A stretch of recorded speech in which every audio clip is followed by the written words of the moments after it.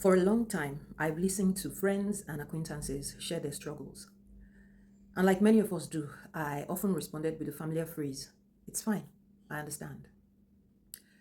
But something very recent has made me pause deeply before ever using those words again. Do you really understand?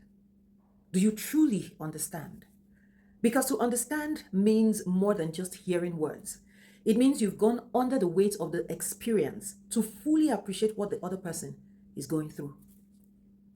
Last week, precisely on Tuesday morning, just before 7 a.m., I received a call that changed everything. I was told that my father had passed on.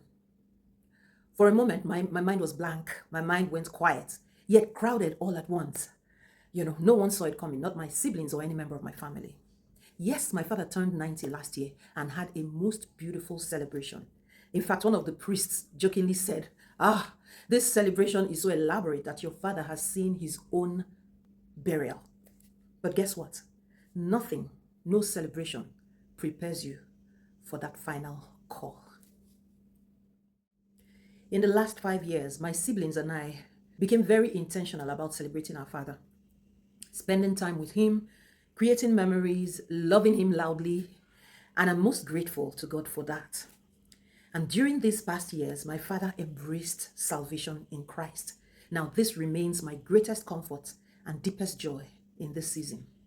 Looking back now, it felt like we were given a new father. We saw a gentler side of him. We laughed with him. We teased him. We experienced him differently from how we knew him growing up. The God in him clearly made all the difference.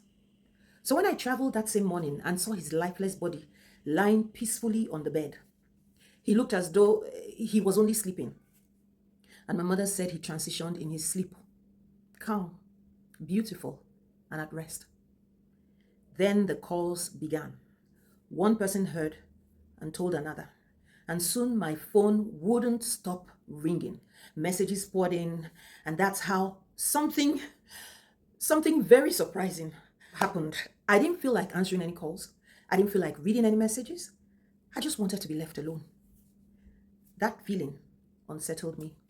I was meeting a version of me I didn't recognize. I'm a people's person by default. But it suddenly dawned on me, this is what grief can feel like. After all, I've never lost a father before. Apologies to all those that tried to reach me, okay? Suddenly, I began to reflect on all the times that I had reached out to people who were grieving. While calling, texting, checking in repeatedly, I wondered, was I actually disturbing their quiet? Was I interrupting the very space that they needed to breathe?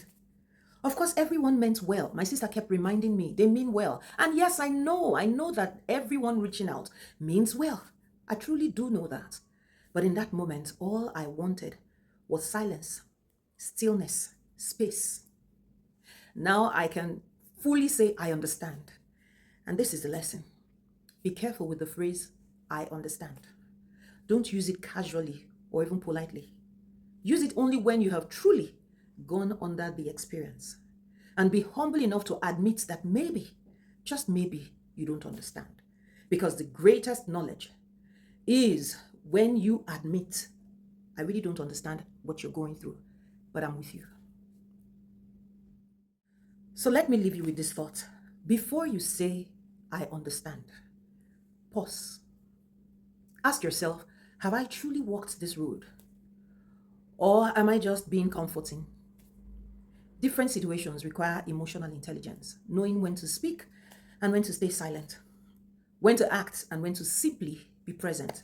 Sometimes the most powerful support you can give someone is the permission to process things in their own way, without pressures, noise, or explanations.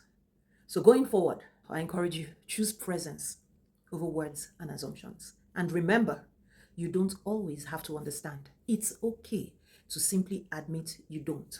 All right? So keep learning, keep growing, and keep being intentional. To your success.